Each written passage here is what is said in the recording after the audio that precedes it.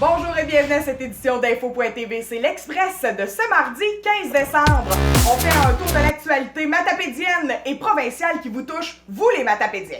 Je suis en compagnie de Zoé Huitala, notre journaliste. Bonjour Zoé! Bonjour Émilie! Ça va bien? Oui, toi? Ben oui, super ouais, bien! Bon. On sent que Noël s'en vient, on est à 10 jours de Noël! Oui! Plus que 2 émissions en notre compagnie avant notre congé des fêtes et le vôtre aussi à la maison, votre congé des fêtes probablement.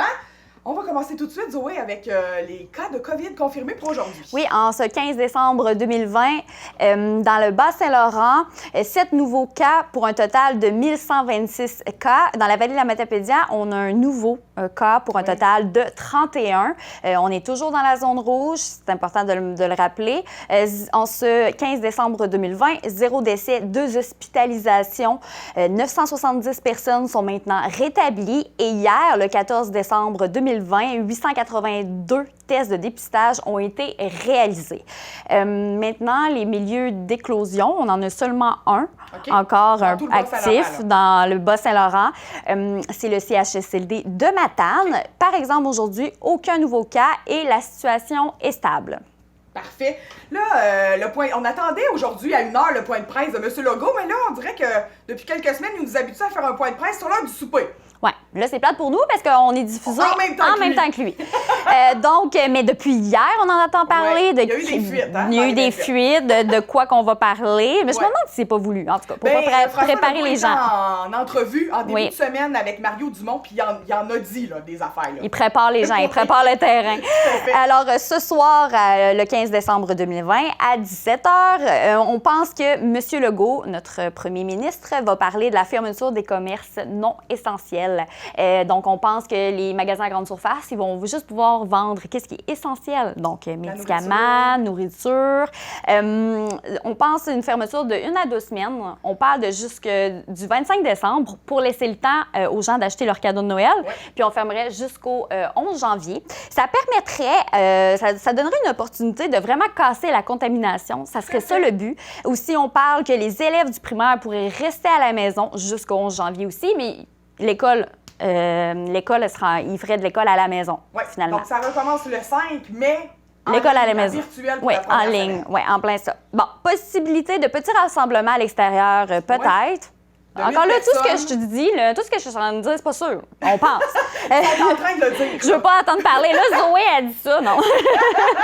Alors... C'est ce qui a fuité dans les médias. C'est ça. C'est ça que je répète.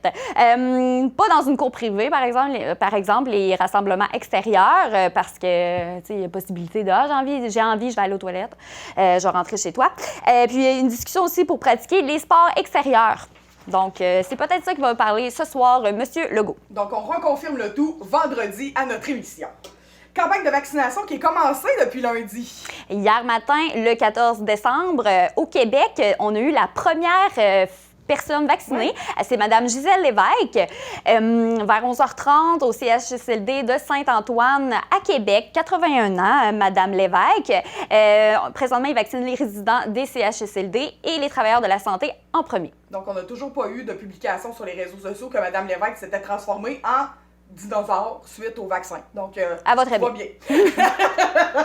Grosse nouvelle aujourd'hui en politique provinciale et notre voisin de comté. Ce matin, le député du Parti québécois de Rimouski, Harold Lebel, a été arrêté par la Sûreté du Québec pour une présumée agression sexuelle sur une autre élue de l'Assemblée nationale. L'événement aurait survenu en octobre 2017 à Rimouski et il a été libéré. Il va comparaître le 11 janvier prochain. Le chef du PQ, Paul Saint-Pierre Plamondon, a annoncé l'exclusion du député de Rimouski du caucus du parti le temps du processus judiciaire.